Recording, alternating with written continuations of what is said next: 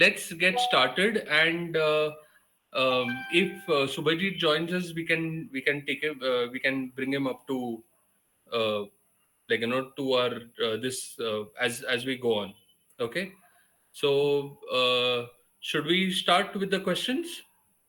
Okay, so let's begin with Ritima's questions. Her first question is: how can I adjust my German Shepherd's diet as they age, particularly regarding their metabolism and energy levels? Hmm. So, to answer this, firstly, we have to understand what is metabolism exactly. So, metabolism is the process by which the food we eat is converted to energy. Now, suppose there is a dog, we are feeding our dog some food. The ultimate goal of feeding the food is two things. The first is to support the essential body functioning, to gain the essential all the cells of the body need food and energy to do that, and for the external energy requirements. Now, it is very common. The common thing is that for humans as well as dogs, metabolism is something that is automatically going down as we age. So if I have a 5 years old dog now, the metabolism that the dog will be having will be obviously more than a 9 years old dog. That is very natural and we cannot control that. But how can we adjust the nutrients, or rather not adjust the nutrients, we can use the nutrients to give our dogs a better metabolism throughout the life. So how can we do this? So firstly, there are two to three things that is very essential to understand how the metabolism works. The first thing is, every animal, the muscle mass of the animal is very important, because if the muscle mass of the animal is going down, then the metabolic rate will obviously go down. So, if you have a dog, that's the main reason. As we are moving towards a senior dog, we are asked to add more and more proteins, because there is a tendency that dogs will be losing out more lean muscles as they age, and they will be also starting to decrease their metabolic rate. So, to counter that, the idea is to increase the amount of protein intake. And another thing is that if we are adding carbohydrates in a dog's diet, so carbohydrates act as a negative feedback for metabolism. I mean, if you are adding some significant amount of carbs in a dog's diet, that will bring down the metabolic rate. So, if we are wanting to give our dog or keep their metabolic rate at a stable position, then we have to limit the amount of carbs in the dog's diet. And anyways, dogs do not have any biological requirements of carbs. And fats also play an important role. There are some saturated, high amount of saturated fats will cause the metabolic rate to go down, and a proper balance of saturated and unsaturated fats is the main thing that we should be targeting for, to keep the metabolic rate at a steady position. So rather than answering the question like how can we adjust the nutrient to as per the metabolic rate, the focus should be how can we use the nutrient compositions to keep the dog's metabolic rate at a stable state. Because as the metabolic rate goes down, the more the metabolic rate will go down, there more inflammation, the more age related processes that are happening inside the body, that will increase. A certain amount will naturally happen, we cannot stop that, but we can do a lot of adjustments through the proper nutrition. So the entire thing between metabolism and nutrients is just the balance of nutrients that should be done to ensure that the metabolic rate is at a stable point. I mean, the decline is not vast, gradual. It is not drastic. Okay. Understood. So do you mean that with a low carb diet, the decline is not as drastic as it is with a high carb diet? Yeah, exactly. Okay, okay. And what about the feeding quantities and the composition of the diet? Would that also change? So the as suppose as a if a Yeah, dog I is was going to a about to senior ask age, that. if a dog is going to a senior age, then we need to add more proteins in the diet, just because the dog is having a tendency of losing the muscle mass. And also one thing that matters for dogs as they are going to the older age is that the digestibility of the food should be increased. I mean, when you're talking about digestibility, there are two things. When you're eating a food, at the end of the digestion process, entire process, there is some residue left that is coming out as the fecal output or all the excretory things. So as the dog increases in age, the nutrient absorption, overall the digestive processes, that gets a bit lowered. I mean, that is automatically getting a bit down. So to support that, we need to feed the dog a high digestible diet. So high digestible, that means ki the food we are eating, that should not be leaving out much residues. So for residues, for dogs and cats, the residues will come from the ideally the starchy carbs that they are not very adapted to well digesting. Also, addition of dietary fibers is something that should be considered for senior dogs, because that also keeps the digestive microbiome health good. Also helps in passing the stools, etc., in a proper way, because older dogs will also have a tendency of developing constipation. So overall, high protein, fat, moderate fat, but again, the fat should not come from saturated portions. It should be a mix of saturated and unsaturated, Okay. because Can you give some the main. examples, Prithvish, of saturated fats and unsaturated fats that you are Hmm, talking about? hmm. Yeah. So suppose you are feeding your dog a piece of mutton, goat meat, lamb meat. So that is Hmm. mostly saturated fat. Okay. And Okay. suppose you are feeding your dog a sardine fish, a salmon fish, then that is high in unsaturated fats. Now, the difference between saturated and unsaturated is, see, for dogs, when you're talking about fats, in humans, we know the term healthy fats and unhealthy fats, that this fat increases cholesterol, this does not. But these terminologies are not very much applicable for dogs and cats. So for them, the bifurcation of saturated and unsaturated, or the healthy and unhealthy, is that saturated fats are more able to are more inclined towards promoting inflammation in the body, and all these things. Inflammatory pathways are heightened by the saturated fats, and by the unsaturated fats, they are morely inclined towards from giving the anti-inflammatory benefits.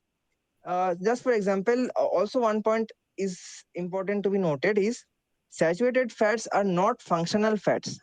Functional fats are those fats that are utilized by the body cells for something. Like suppose all the cell membranes we have in the body, they're made up of omega 3, omega 6. So that is why when we are talking about fats, having a good portion of omega 3 and omega 6 is very important for overall vitality and overall life maintenance. On the other hand, saturated fats are mainly for giving the energy. They will be either used as energy, or they will be stored as fat in the body.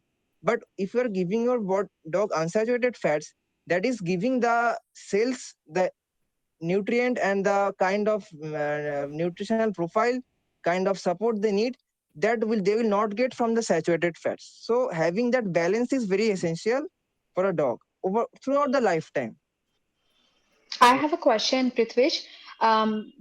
Sorry, Sagar. Yeah, Sorry yeah, to please interrupt. go on. I wanted to ask, Yeah. so in terms of quantity, so for example, currently she's 1 year, 6 months. If she's on a for example, I'm just giving an example, 120 grams of protein that she's intaking right now. So down the line, when Uh, she's like 5 years old, what should be the quantity? Like, what should be like the quantity of protein that you are referring to in terms of an example? So currently, if she's 120 grams on 120 grams, then what will be the quantity 5 years down the line, or one kg, for example, throughout the day, or both times, like 500 grams in the morning, 500 grams in the night, so 1 kg.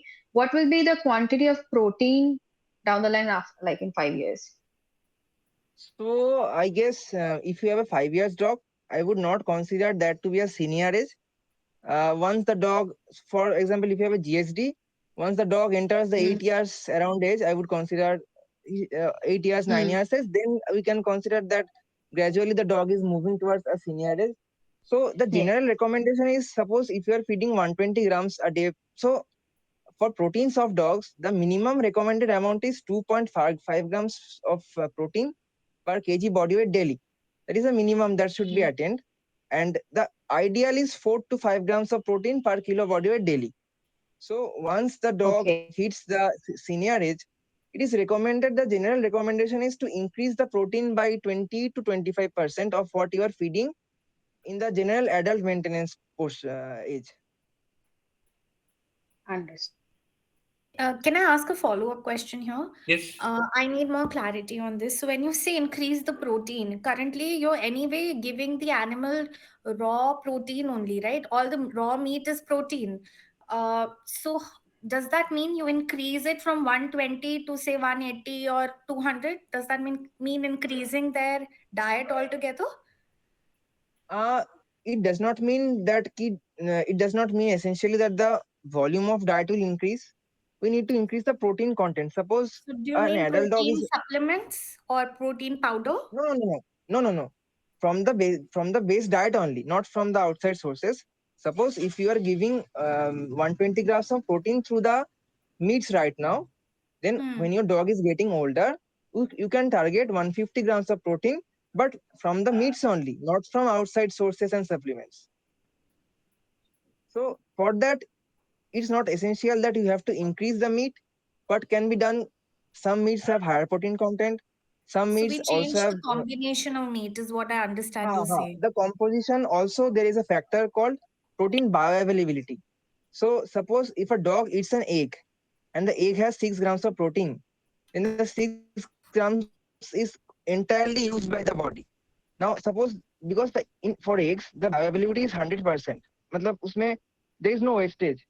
And suppose the same dog eats a chicken, then if the dog is getting 10 grams of protein from the chicken, then maximum 7 to 7.5 grams protein will be utilized finally.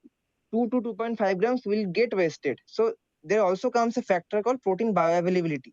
So for older dogs, we can also choose sources of protein that are more bioavailable, like fishes, eggs. These are more bioavailable than most other meat sources. Got So it. we So can basically, just add in more eggs and fish to their diet. More quantity of eggs. the general idea is to increase the sources, change the sources so that the protein bioavailability of the diet also increases. Understood. Thank you. Okay. So the next question is, what portion sizes are recommended for a German Shepherd based on their weight and activity level? Um, Sagar, this question does not have a specific answer because when you're talking about portion size, the major thing that is most important is the calorie value of the food. So, suppose if I am giving a dog 100 grams of chicken, then suppose the chicken that is giving 180 calories. Now 100 grams of some other food can give other amount of calories. 100 grams of beef can give around 300 calories.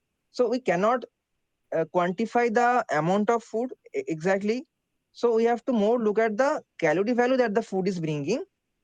So there are some formulas that are generally used to calculate the calorie value of the requirement as per the body weight.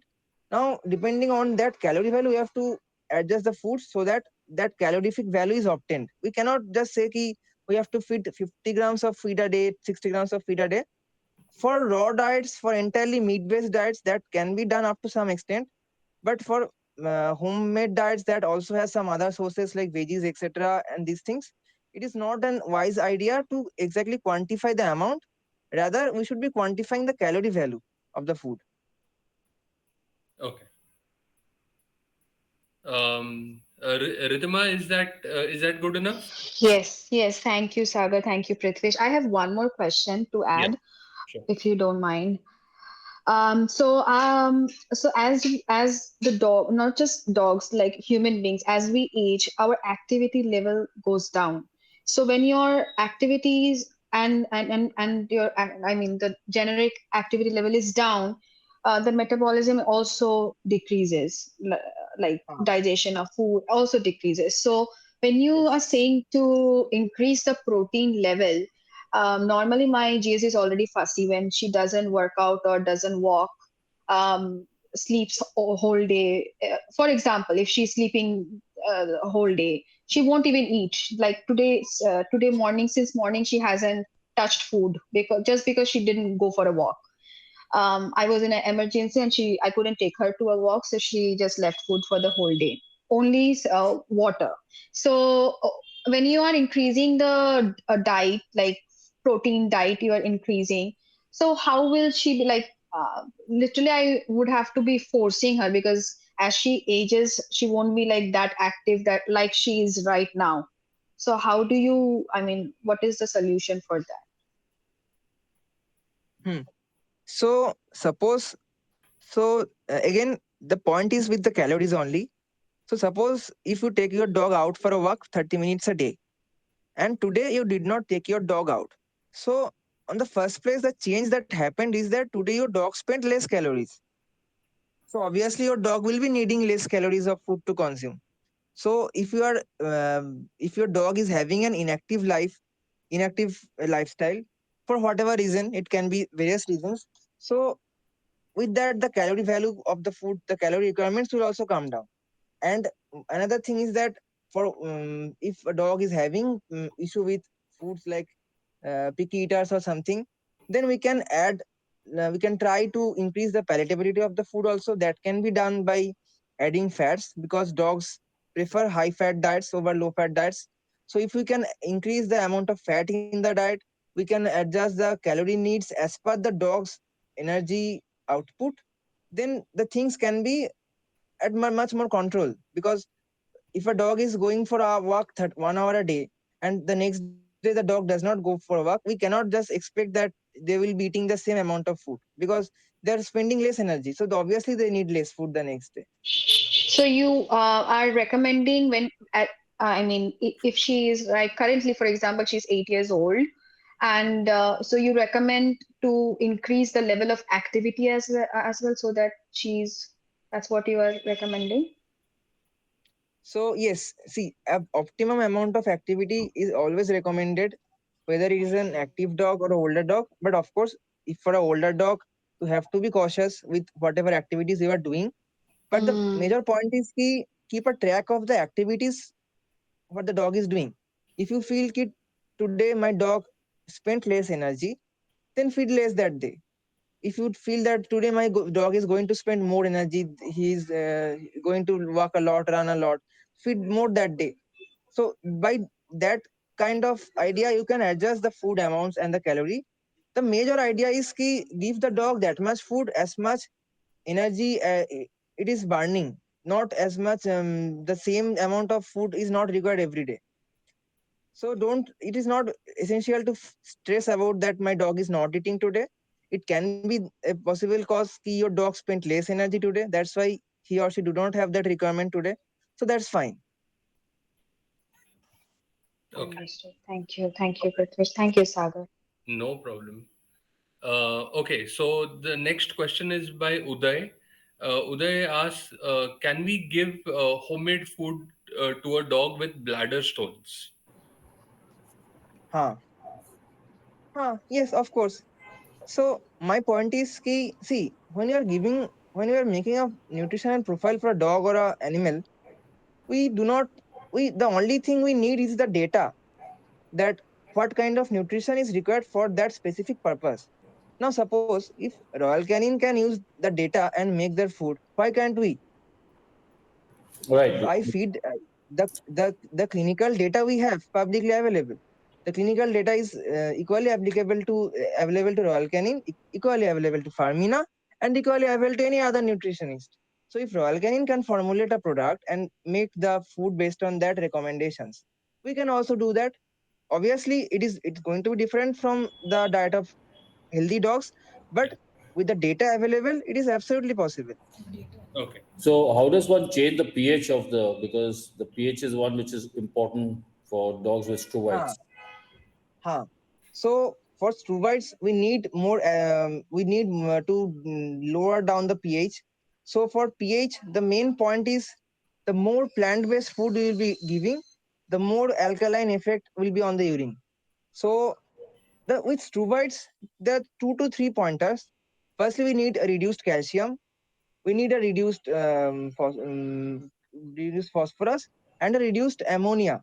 So the ammonia that is coming from protein, It is not always necessary that we have to limit the protein. We can also, what we can do is we can also increase the bioavailability of the protein, because the ammonia residue that is living, it is produced inside the body, is generating after the digestion and all those protein amino acid metabolism. So we can choose sources that are highly bioavailable, like fishes and eggs are highly bioavailable than chickens and other ruminant meats. So by doing that, we can take care of this, of those 3 pointers. And the next thing is that the acidifying effect, with acidifying effect can be done by giving a majority of the formula, the whatever formula we're feeding. If we are giving the majority of the formula from animal sources, then obviously we do not have to stress much on the acidifying part, because plant source animal sources will automatically acidify the urine, but plant sources will alkalize the make the urine alkaline. So for a dog with struvites, it is recommended to feed a highly digestible, highly bioavailable protein-based diet, meat-based diet, so that the acidifying effect is also there. The reduced calcium, reduced ammonia, and reduced phosphorus is also there. So if we can take care of these basic things, then it can be obviously done. It is not a very difficult thing that cannot be achieved. Okay, thanks. Okay. The second question is, which protein can I give my dog that's allergic to chicken and beef for a homemade diet? Acha. So, um, so if someone is confident that a dog is allergic to individually to both chicken and beef, then we have to, ideally we have to we have to move towards fish, because we can think my dog is allergic to chicken, let's try duck. So but there is a thing called cross reactivity of protein, because every kind of protein has some molecular structure similarity. Now if we are looking at poultry proteins, if whether it is a duck, it is a chicken, it is a turkey, it is a quail, there is a certain amount of molecular structure similarity. Even in the ruminant sector also, if you are giving beef, lamb, etc., they also have a certain structure of molecular similarity. Now, if a dog is having issue with chicken, then it is not a very wise idea to stick to poultry. And if a dog is having issue with ruminants also, then it is also not wise to give other forms of ruminant also. So the better thing is to move away from both poultry and ruminant, and we can start the dog on a fish based diet. Okay, thanks. Thank you so much, Prithwish. Yeah. Pritish, would eggs come under the same segment, or would eggs be hypoallergenic for this dog? If a dog is allergic to poultry, then most possibly, I mean, 85 to 90% chance is there that eggs will be an issue also. Okay. Okay. All right. The next question is by Amit. Amit asks, how can I have a good, thick, shiny coat for a Labrador? Hmm. So, for good skin health, 3 to 4 nutrients that are mostly important are, the first comes protein. Often we are speaking about the fats and etc., but protein is important because the skin and coat is majorly made up of protein. And many for our dogs, 20 to 25% of the protein intake, daily protein intake, is used by the skin and coat itself for regeneration, repair, etc. So the first pointer of having a good skin health is to supply the dog with quality protein sources each day. Now once that is done, we can come to the specific nutrients like fatty acids like omega 3, omega 6. And again, when you are talking about omega 3 and omega 6, the ratio is very important, because most of the dogs we see nowadays, or suppose if we are talking about kibbles also, just for example, let's talk about commercial diets. So in the commercial diets, a major problem is that those are highly rich in omega 6, but there is very little amount of omega 3. The ideal recommended amount of omega 6 is to omega 3 ratio is between 4.1 to 6, 4 is to 1 to 6 is to 1. But often the diets we are feeding, whether it is a homemade diet, whether it is a commercial diet, those are mostly high in omega 6. So the first thing we have to do when it comes to fats, we have to increase the amount of omega 3. Now that can be done through fresh foods, like we can add oily fishes. like sardines, salmons, anchovies, herrings. These are the oily fishes that can be added to boost up the omega 3.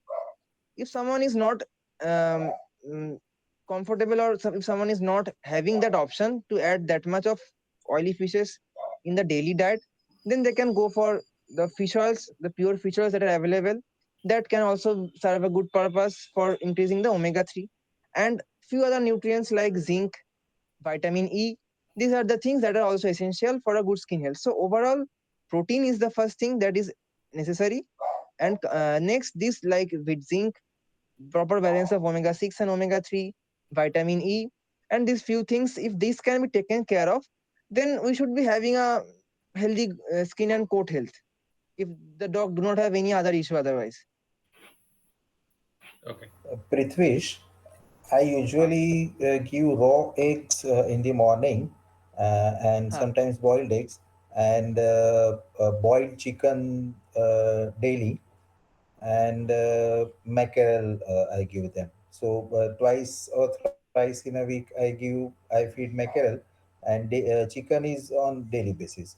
And apart from that, there are certain supplements which contains omega 3 and omega 6, and Hmm. raw eggs and boiled eggs are daily this thing breakfast. Hmm. So do you think any change is required in the diet?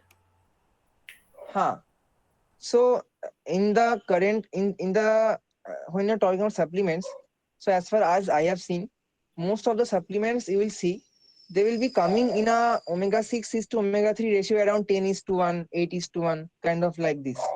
Now the thing is key, suppose just like you said, you mostly feed chicken, eggs, etc. So the kind of base diet you are giving to your dog is high in omega 6 only. Sometimes you are giving the mackerel that has omega 3, but again, when you are adding that oil supplement in the diet, that is boosting up the ratio, because that has more omega 6 than omega 3. In the base diet also, the omega 6 is much more than the omega 3. So we have to, while choosing diet supplements like coat supplements, what I prefer always is pure fish oils, because by pure fish oils we get only omega 3. So there is nothing, there is only, we are by giving pure fish oils, we are only decreasing the omega 6 is to omega 3 ratio, because we are only increasing the omega 3. When we go towards the conventional supplements that already has a high omega 6 is to omega 3 ratio, then that doesn't make much difference, because the ratio remains high also, even after feeding that. So the major the major idea is to lower down the ratio of omega 6 is to omega 3. If a dog has a ratio of omega 6 is to omega 3 around 10 is to 1, we cannot expect a very good skin health. It has to be around at least 6 is to 1. So for that, if you are not able to boost up the amount of omega 3 to fish foods, just boost up the amount of omega 3 to supplements, but pure omega 3 supplements. Don't just add omega 6, because it is already there.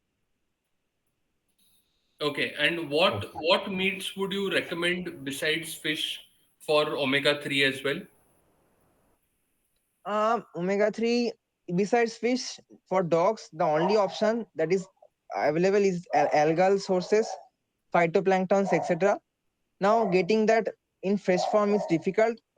So, again, that comes in supplement form only. So, there's something called algal oil. Algal oil can be given for omega 3. And for omega 3, plant based sources, if we go, flaxseed, hemp seed has omega 3.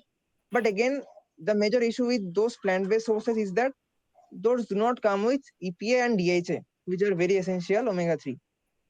So, if we are overall aiming for a good source of omega 3, then the either thing is either we are giving a variety of oily fishes, or if we are not giving able to give that, then we have to give algal oils or fish oils.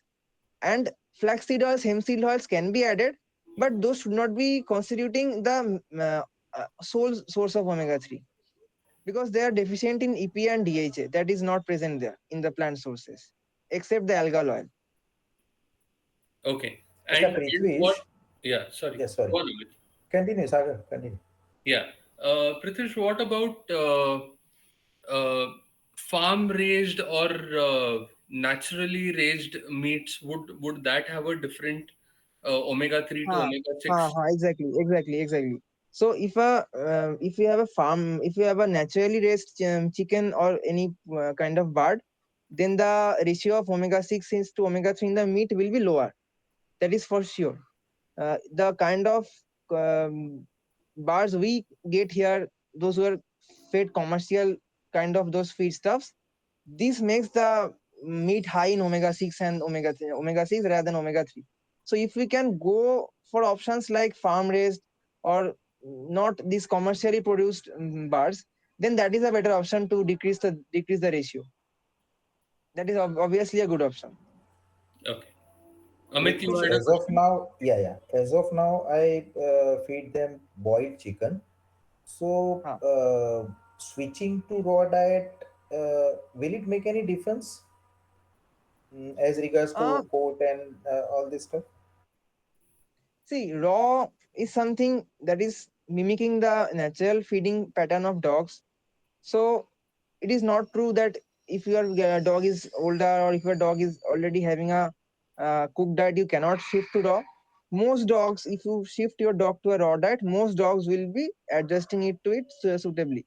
And yes, for if you are feeding a raw diet, now suppose if you are feeding a raw diet with bones, that is a very that will have a very beneficial effect for the teeth, dental health, because for boneless diet we cannot expect that kind of thing. Even if you are feeding raw diet boneless, then also you will not be expecting that to get that dental health benefit. And also raw is something that is mostly very easily absorbable, because that is the most less processed form of food that can be haven. So if a dog is adjusting well to a raw diet, then of course it is a good option to shift.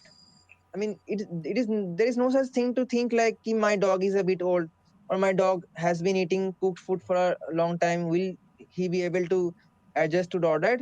No, It's no, I not that. boil chicken with bones itself. I don't remove the bones. I simply boil it and provide it to them.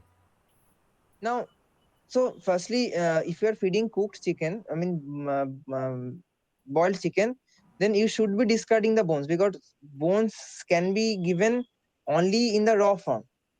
Either you are, if you are dusting the bones into a fine powder, that is a different case. But if you are giving a chicken with a bone in chicken boiled one, then that can be a threat for the dog, because the kind of once the bones are cooked, it becomes brittle. So once it gets inside, there is a chance of getting injury in the GI tract or in the intestinal portion. So if you are feeding boiled diet, it is not a good choice to feed with bones. You have to either grind the bones to a fine powder, or you have to discard the bone. If you want to Okay. feed with bones, then you have to feed raw bones. Okay. That's a very important information. Thanks a lot. Yeah. Thank you, Okay. Prithvish. Thank you, Sagar. Yeah. Okay. Amit's second question is, how can I help my GSD put on a little weight and increase her strength? She weighs 19 kgs.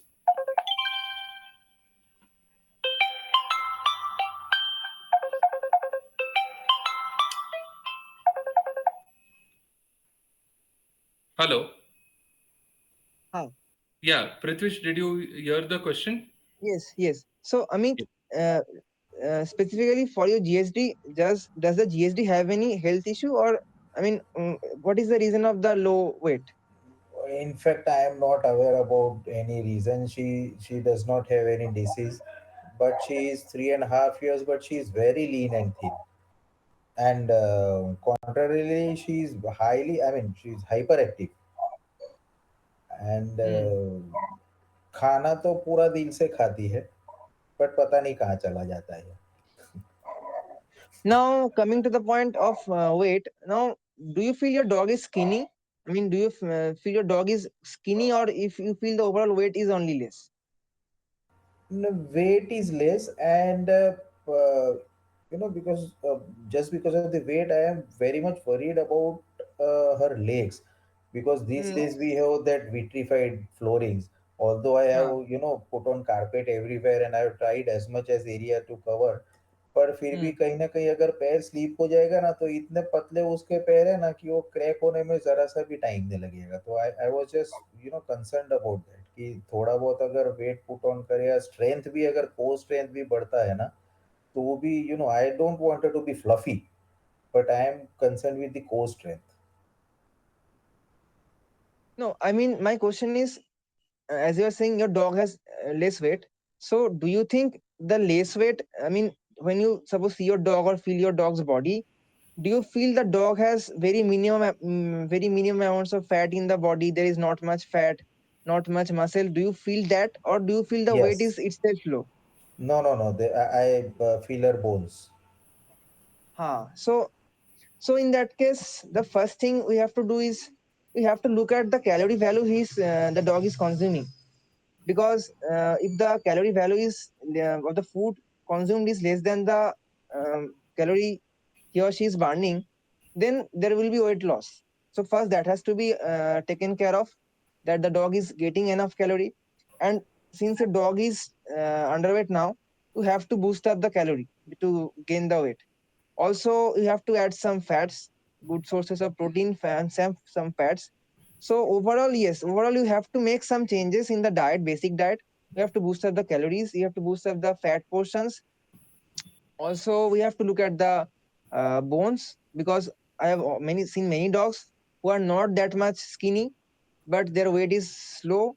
Oftentimes there is a history that the dog's bone density, etc., has not grown up well.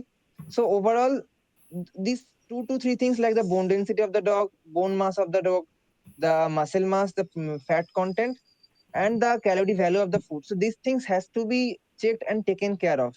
We have to adjust that accordingly and see how the dog is responding. I feel there can be a chance of that your dog is having less calories as compared to what is required. Okay. So how do I increase the calories? I mean, I simply increase the amount of food. I mean, instead of 300 grams, I should I give a 350, or should I change the diet, or should I add on the supplements, or what? Like how to go? See, supplements would not be um, adding any calories as such. So what you can do is, I mean, just a rough idea how, matlab, for the GSD, what kind of food overall the structure, what does the diet structure looks like? यही जो मैंने बताया, सुबह chicken feeds होते हैं दोनों के लिए raw eggs and boiled eggs and chicken, only chicken ना, उसमें और कुछ मिक्स नहीं करते हैं, no rice nothing doing, only chicken for both So of how much so roughly how much, suppose in a whole day, how much chicken are you feeding? morning somewhere around 250 grams and evening 250 grams. So looking to the, I mean, the activity, I think that it should be enough, because we stay in a locality where running freely is a bit restriction for the dogs. So Hmm. I take them for a 45-minute walk, in the evening 45-minute walk, and in the noon and somewhere around 4 or 5 p.m. in the evening we play a lot. So this is the basic. I mean, I try to keep her active, and don't let her पूरा दिन सोती रहे और आराम करती रहे, ऐसा नहीं। तो जितना खाती उतना कैलोरी बर्न भी होना चाहिए ना। So 500 grams of chicken, if you're giving a day, that is a boneless weight or with the bones? With the bones, huh? हाँ, तो उसमें तो 500 से तो that will easily come down to at least 350, I guess. मतलब Okay. bones are not adding any calorie from that perspective. So if we are concerned more about the meats, muscle meat you are feeding. So as far the muscle meat is concerned, if you are giving your dog 500 grams of chicken with bone, then obviously that will be coming down to सागर 350 तो होगा ही, नहीं? Yeah. हाँ तो at least 350 to 400 तक आ जाएगा। पर मैं वही सोच रहा था कि on an average we feed at least on from a raw feeding perspective we feed about 2 to 2.5% of the body weight of the dog, of the ideal body wait.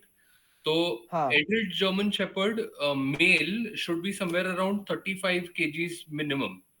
So hmm 35 kgs के हिसाब से you have to feed approximately 700 grams in a day of food. हाँ Okay. So 700 grams may say about 70% has to be meat, only Muscle pure meat. Yeah. meat. Yeah. And then organs, bones, etc., etc. So, if you're feeding 250 plus 250 plus some eggs and some chicken feet, I think that is less food for a German Shepherd. This might be enough for a Labrador. Okay. Also, your dog is active, so the dog is also spending the energy. So from that perspective, it is less. I mean, you have And to same increase the calorie value. for male or female. Mine is a female. No, no, it is the calorie requirements are that is not dependent on the gender as such. It is mostly dependent on the lifestyle of the dog and the body weight of the dog. Okay, fine. Okay. All Okay, right. great. Thank you, Yes. Prithwish. Thanks a lot, Sagar. Yes. Yeah, yeah. Thank you. Thanks. Okay, the next question comes from Nanki. She says, I recently went raw with my dogs. Uh, they were having raw chicken for a week. This week we started with lamb, and my younger one got loose stools. Is this normal? He has been pooping brownish liquid since last night, and I'm worried. Okay, firstly, Nanki, how is the dog doing now? There is still loose motion. So he's passed two stools last night, two stools since morning. Okay, I think once more. So three stools since morning. Morning, I did not give him meat today. I gave him eggs, vegetables, okay. and other stuff. So no, I mean the No red supplements, meat. etc. No red meat. Okay, okay, So he still had loose stool, but it was not as bad as what it was last night. okay. All right. Pritish, So Nanki, I need to know a few points. Is this the first time you have fed your dog with lamp, or you have fed Yes, before also? first time. Hmm. So as far you're describing what you're describing, so this does the poop has a bit of mucus type appearance like that? No, it didn't have mucus appearance. It looked exactly like brownish, like really dark brownish liquid, and it was Hmm. stinky. So the first time that he pooped last night, there was a little bit of solid poop, and then everything was liquid. Acha. So more than the raw diet itself, this initially looks like to me. This looks like this can be an intolerance to mutton or the lamb you are feeding. So Okay. what you can do is just stick to chicken or the kind of meats you are feeding before. I mean the meats you know that are safe for him or her. Okay. So as you have shift to raw also, a bit of digestive changes is normal, but not this is not normal for when you are shifting. So Okay. more than the raw part, this can be linked more to the type of the meat you are feeding. It can be an intolerance to the mutton or lamb. So I would suggest just stick to the chicken or the meats you are feeding before, even in the raw part, just stick to it for a while and check it out. I guess it should be fine because this looks like more to me. This looks like an issue to the type of meat you have given, the mutton part. Okay. So should I not ever give him mutton again, or should I check again once more and see if it gets No, better? you should. It's not like you should not give ever, but you we just we told the mutton at moment. Let the thing stabilize to like 10 14 days pass on, then again you can give a small amounts. If the dog is intolerant to mutton, then you will again get to see the reaction that time also. If that Got it. happens that time also, then you will get confirmed that okay, my dog is having issues with this kind of meat, Okay. this particular meat. Got it. The other thing, if I may ask here, is I am giving the same quantity that I was giving for chicken. So if I was giving 80 grams of chicken, which included the organ, and Huh. if I were to split it, it'll be 72 grams of chicken and 7 to 8 grams of organ. And if I'm doing the same thing for mutton, that's okay, or will I need to change the quantity of mutton also? No, Because you so spoke when you about calorie, etc. before. huh, so mutton is something, chicken is a lean meat, so the calorie value of chicken is much less than mutton. So Correct. whenever you are feeding mutton, you have to see, the point is ki suppose my dog needs 500 calories a day, so that is the target. We need 500 calories. Now Hmm. suppose if I am feeding chicken, I have to give 250 grams of chicken to get the 500 calories. Now if I am giving mutton or lamb, then easily 100 grams of mutton will be carrying around 300 kilocalorie. So with that, if you give 250 grams of mutton to the same dog, then that will be surpassing the 500 kilocalorie requirement. Right. So you have to take care of the type of meats and the calorie value the individual meats are carrying, So and adjust accordingly. in this case, like I told you, what amount of chicken I was giving, what should the proportion be for lamb? So so ideally you can do one thing. You can just suppose whatever amount of chicken you are giving, you Hmm. can stick to 70 to 75% of that amount, 70% of that amount, Got it. to get to the same calorific value. Got A it. rough idea. And would it be okay if I gave a little extra vegetables so that my dog doesn't feel hungry at all? Or would that also be taken as overfeeding? Vegetables generally do not carry much calories. They're mostly fibers. So Right. yes, you can give veggies. So while choosing veggies, choose the ones, for if you are concerned about the calorie, Hmm. choose the ones that are low in starch. Suppose if you are feeding your dog a carrot and a sweet potato, then Hmm. obviously the sweet potato will be adding much more calories than the carrot. Correct. Correct. So choose the ones that are lower in starch content, so that should not be an issue in terms of calorie. Got it. Okay. Sure. Okay. So the next question by Nanki is, when we move our pets to a raw diet, there are some basic things we must know, like what shouldn't happen, and if it does, one needs to run to a vet. Example, loose stools, blood in stools, etc. Can you shed some light on this change in the body when the diet changes in the first few weeks? Example, is there a need for deworming, vaccination continues as is, or something needs to stop? Huh. So Nanki, the thing is, when you are changing your dog's food, whether you are changing from raw to cooked or cooked to raw, a basic digestive ups and downs, a mild form of ups and downs can be there, but Right. that does not, that generally blood in stools, these heightened things are not expected. These are not normal. Just for example, the mutton, the thing you said with the mutton, this is not linked with the raw part. This is linked with the kind of meat. If you would feed your dog the same mutton by boiling, your dog would be having the same issue only. It's not that the raw food is causing that. So Okay. so with raw food, the major thing that you have to taken care of is the your meat should be well freezed to bring down the pathogenic risk, etc. And there should not be anything that would require you to run to a vet as such. If you are following the guidelines, if you are following the handling guidelines, it should not be, it should not go that way. Now coming to the point of deworming, so it's not necessary that raw foods will need more deworming, because if you are feeding a dog a well maintained, properly freezed raw meat, then the parasite count in that is not there. I mean, the parasites, those are mostly concerning when if you are just picking up a raw meat and feeding your dog. Then in that case, we are concerned more about the parasites. Now, if you are properly freezing the meat, properly handling the meat and feeding, then the parasite uh, contamination, the parasite transfer is not a major concern. So it's not like that ki if you are feeding raw, you need more deworming.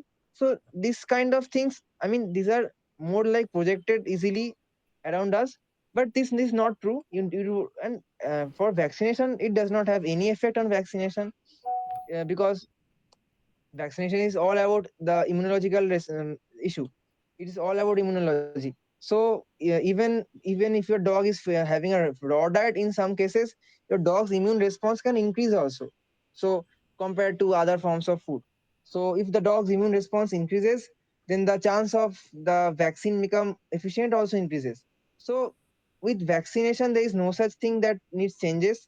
With deworming, if you are handling the meats properly, freezing them well, maintaining the protocols, it should not be an issue.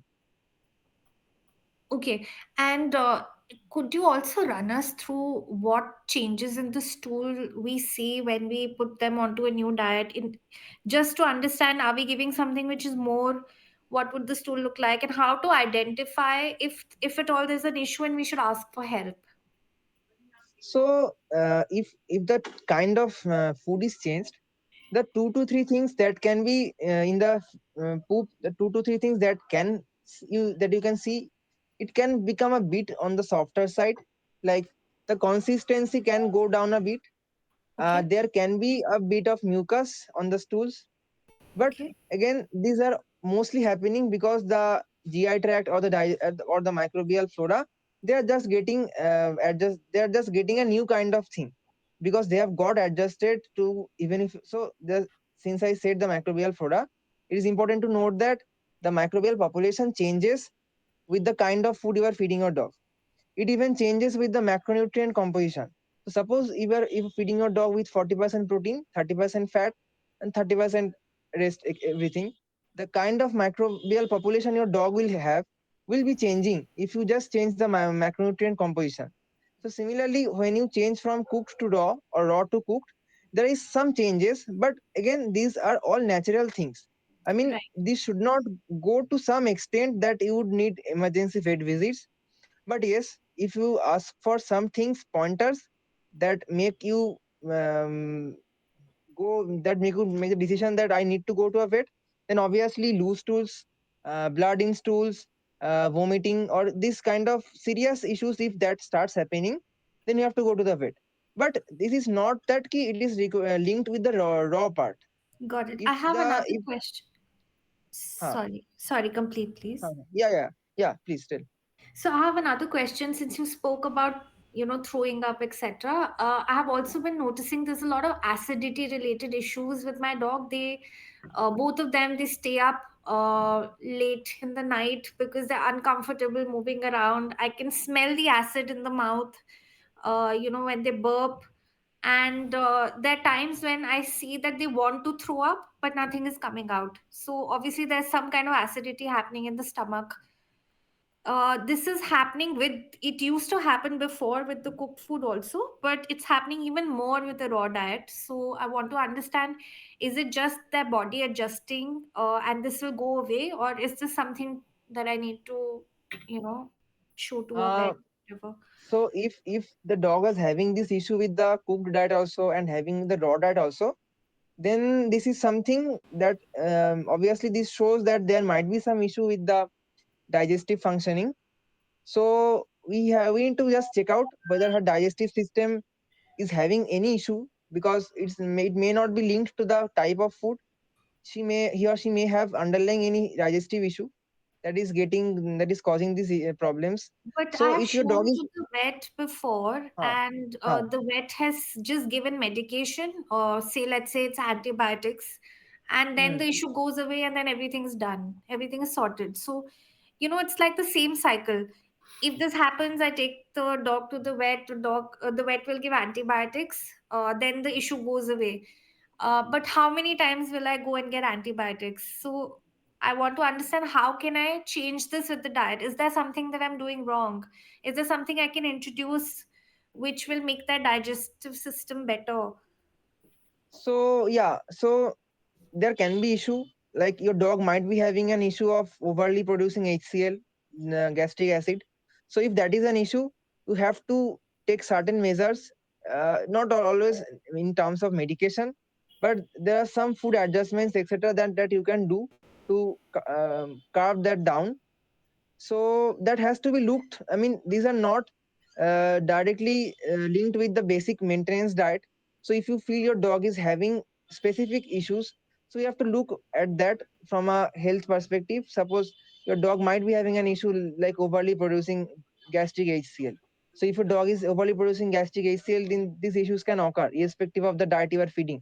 So in that cases, we have to figure out that how we can reduce that overproduction of gastric HCl, or what is causing that.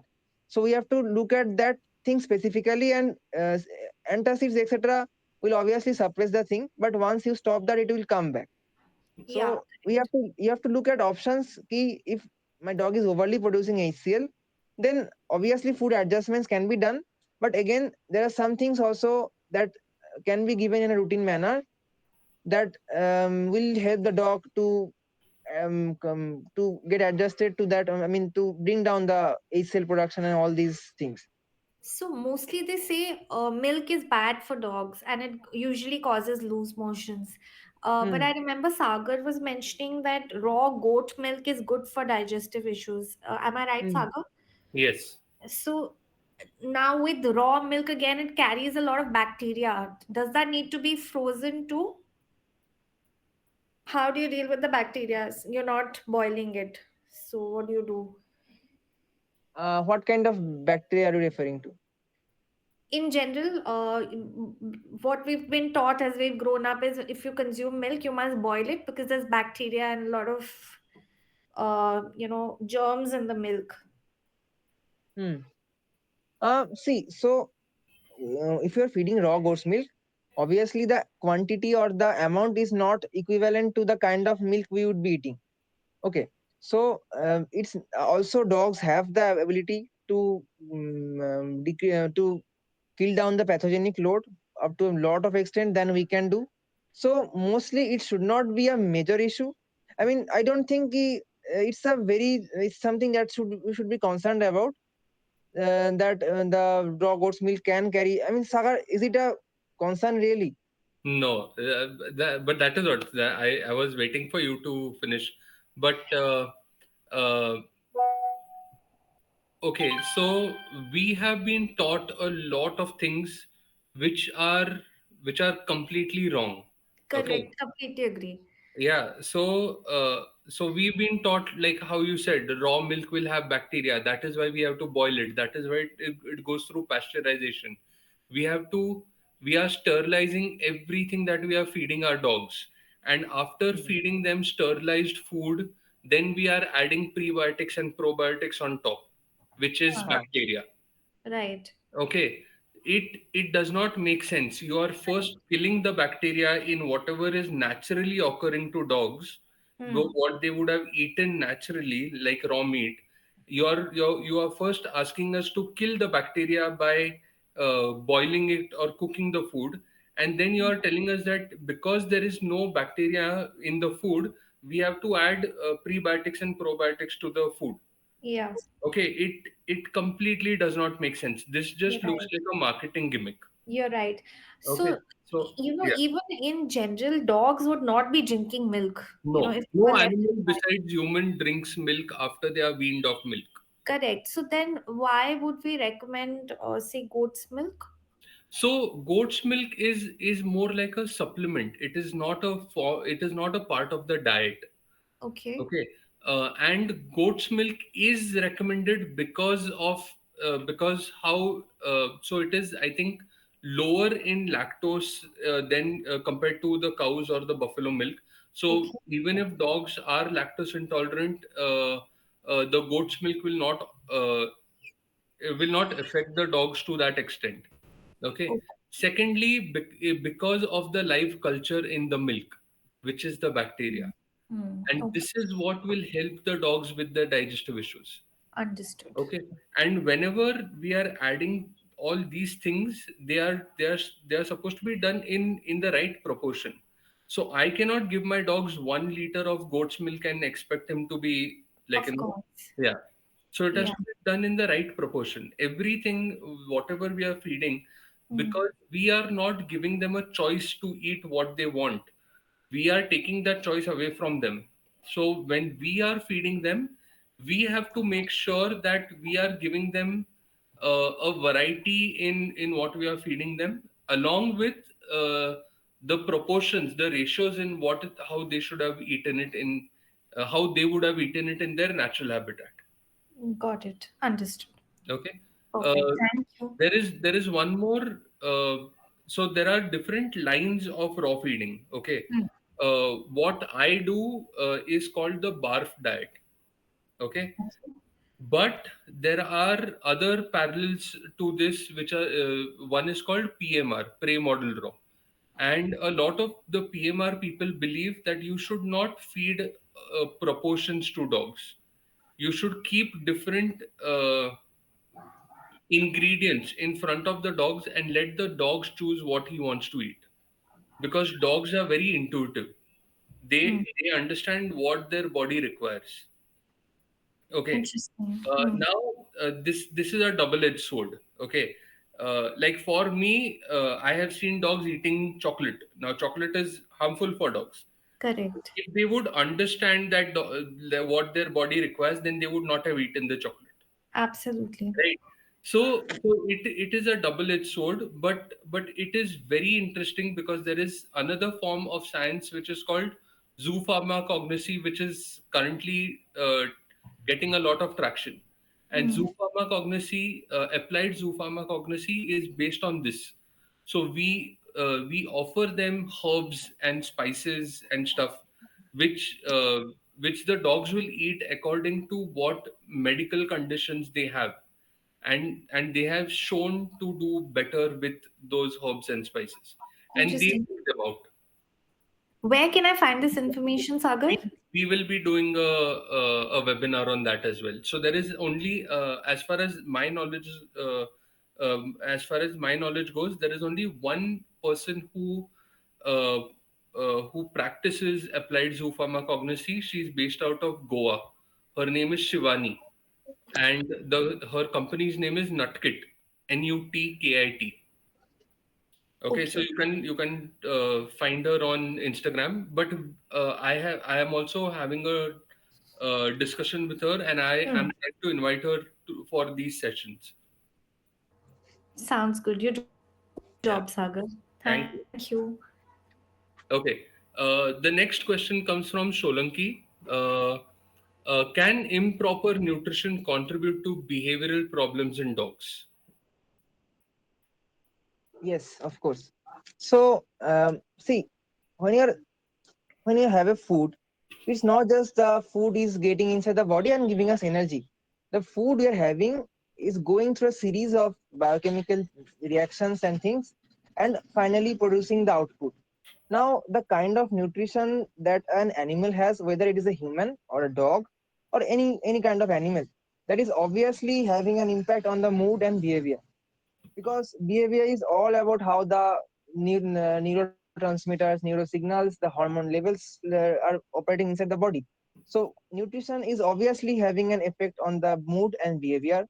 Now, if someone is a trainer, is working as a trainer, then when you are working with, suppose, aggression cases, so when you are working with aggression cases, there is something, or there is always I believe there is always something in the nutrition aspect that can be done to boost up the behavior modification process.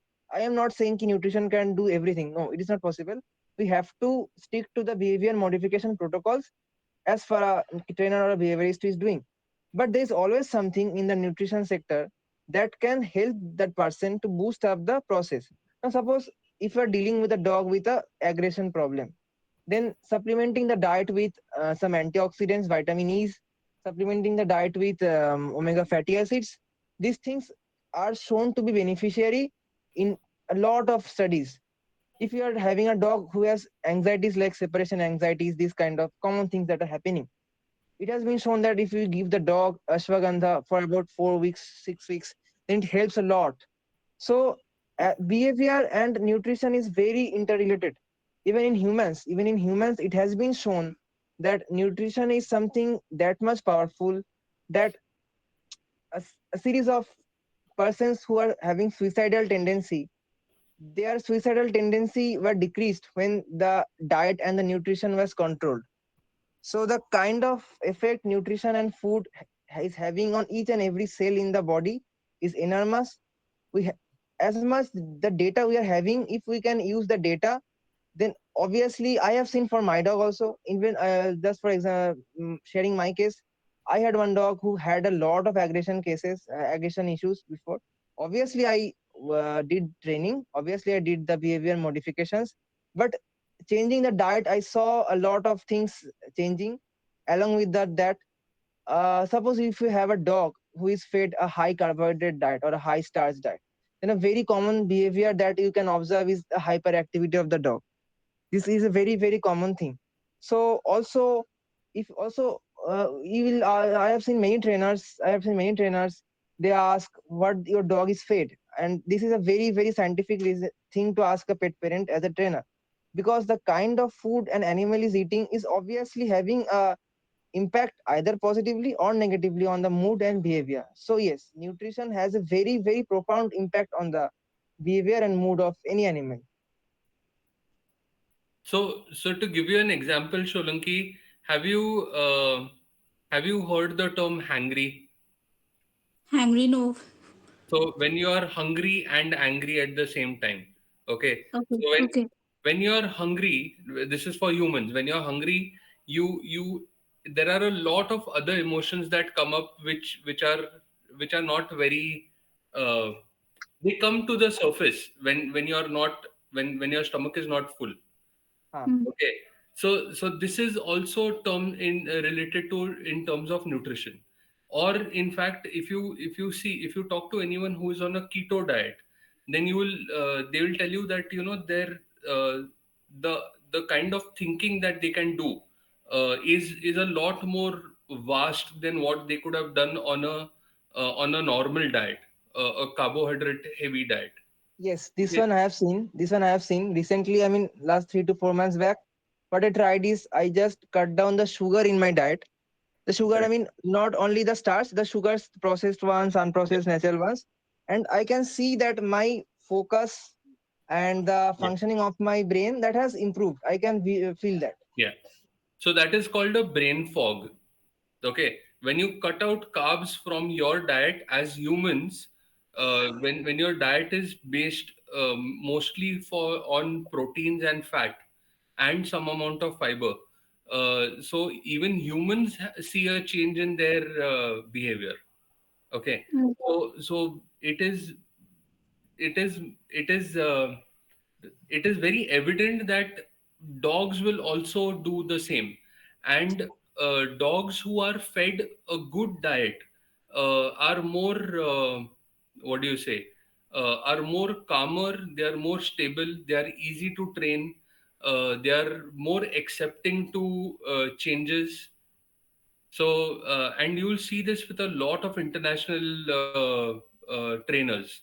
So, one of the trainers that I follow is, I think it is called Southland Dogs. Yeah. Yeah. Yeah, yeah. So he talks about this quite a lot. So he talks about how specifically a raw diet helps bring behavioral changes in dogs. Okay. Okay. Okay. Her second question is, what substitute can be given to dogs intolerant to protein? Can lack of protein in the body cause health issues later? So, when you are saying the term intolerant to protein, do you target any specific kind of food, or the protein, because the protein is a general term? Yeah, actually, I got a dog recently. Huh. He doesn't take fish, chicken, eggs, soybeans, paneer, nothing. He's intolerant to all of this. So, I mean, the So what basically, he eats rice, pumpkin, and carrot. And he's hyperactive because he's eating rice like 3 times a day. He's not getting proper nutrients, no protein source, so he's hyperactive. Okay, just to understand here, when you say he is intolerant to protein, what exactly is the what is that you see to for you to think that he is intolerant to protein? There So is a what change happens in when you his feed him? poop. Like he Okay, poops very badly. I okay, like mean, what? full What? liquid, Okay, and it's very smelly. okay, and this happens continuously, or this happens only Yes, when he? yes, yes. The vet suggested not to give any kind of protein, only like pumpkin and carrots. But I, it's my thinking that it might cause some problem, maybe. Okay. Yeah. Prithvish. So I Also, he mean, has epilepsy. He has epilepsy. see, being a, I mean, dogs being a carnivore, keeping them off proteins and fats, I mean, this is not possible biologically, because you can change the protein sources, you can change the fat sources as per suitability, but completely off the protein is not possible. Now, coming to the fact, are you what I want to understand, are you sure that each and every protein source is causing effect, or I mean, that has been understood, or it has been just generalized that proteins are causing the issue? No, actually, when his parents told me that he is intolerant to chicken and mutton, any kind of meat, be it Hmm. animal or bird, so I suggested them if they can give soybean or paneer. Then they said no, he's intolerant to soybean also, paneer also, even curd.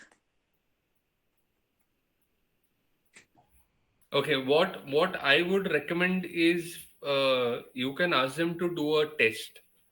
Okay, Yes. there are labs who do tests for intolerances and allergies. Hmm. Okay, and based on that, I think you will get the idea of uh, what exactly he is intolerant to or what exactly he is allergic to, and then you can talk to a nutritionist and get a diet done, a diet prepared. Yeah. Okay. Yes. Okay, because it is very unlikely that a dog is intolerant to all protein sources. Okay. Like I have another, like I train a golden retriever. He's intolerant to chicken, fish, mutton, but he's good with eggs. He's okay with eggs. But Okay. this case is something So I am we actually okay, worried because I want to like tone down his energy level. So I was focusing on the diet okay. thing. So I'll tell you what. When I was back in Goa, I had this client. Uh, they had two mastiffs.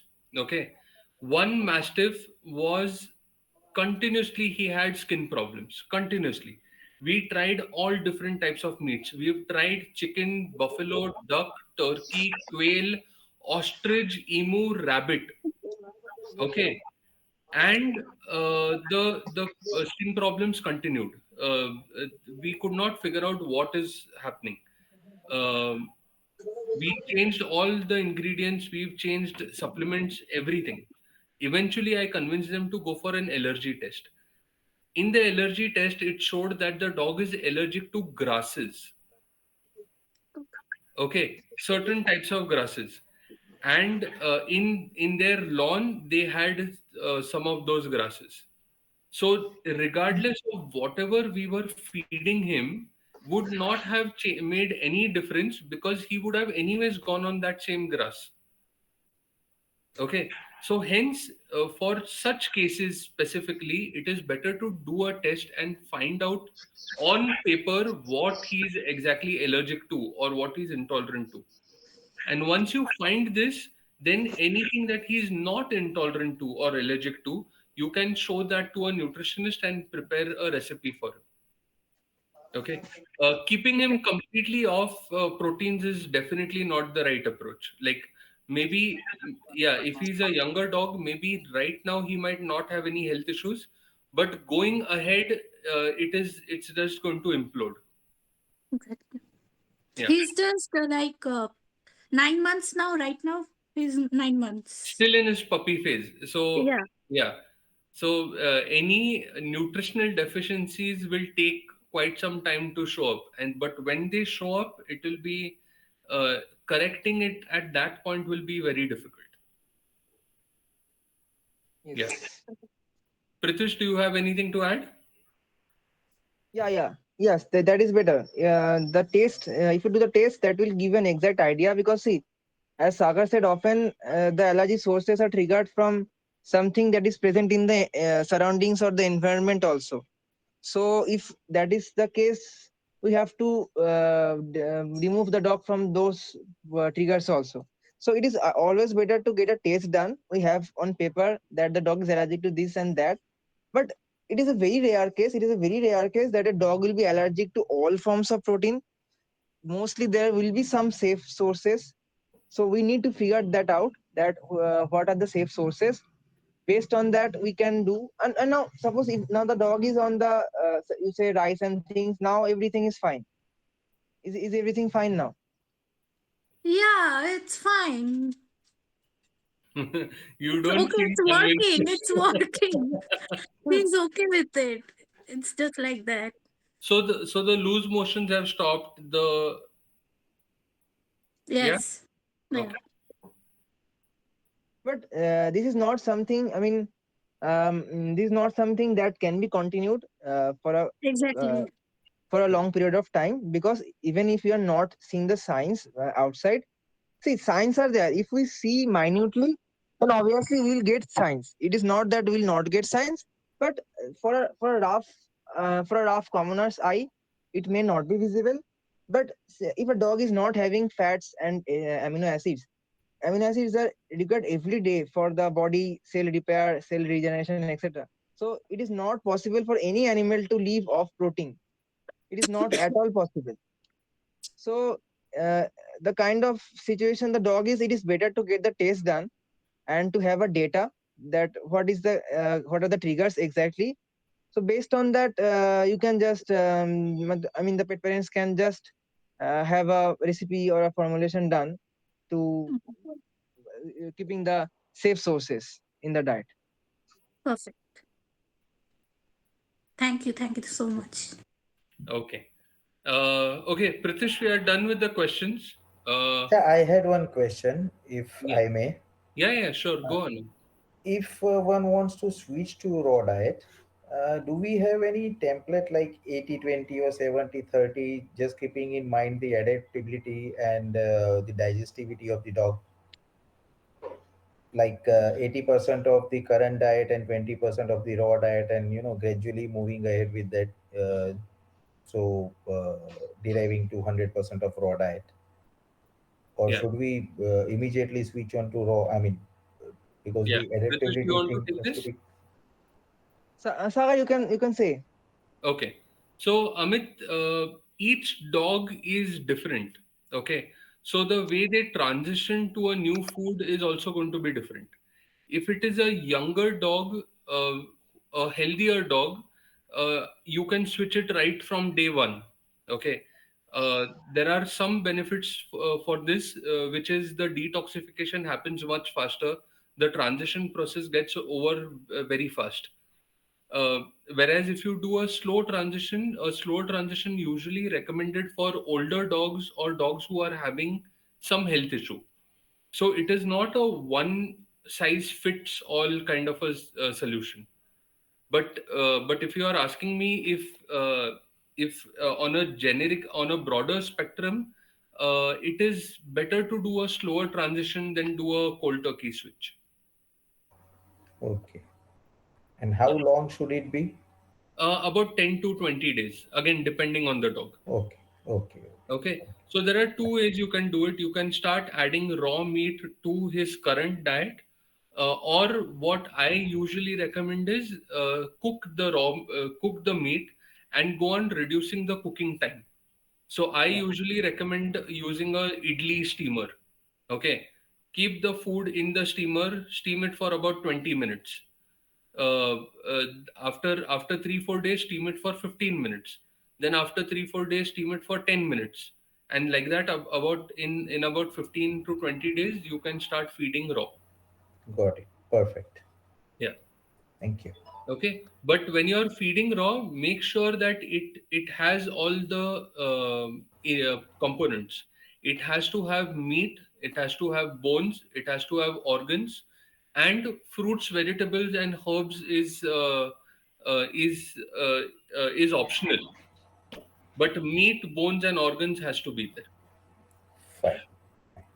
Okay. Okay. All Thank you. right. Cool. Any other questions, anyone? No? Okay. Prithvish, I think we can wrap up over here. Yeah, yeah. Yeah. Okay. If any of you want to get in touch with Prithvish, just send me a message and I will share his contact details with you. You can get in touch with him and you can get a, consultation done from him, and he'll get a better idea of what you guys are looking for and do a deep dive into finding a solution for you. Okay. Perfect. Thank All you very right. much, Prithvish, Uh, for the beautiful insights. And thanks a lot, Sagar, for organizing such a webinar. Not at all. Thank you, Amit. Thank you. Thank you. Yeah. Good Yeah. night, all. Good night. Yes. Thank you. Good night. Good Bye. night. Right. Thank Thank you, you. Sagar. Thank you, Prithvish. Yes. Thank Thank you.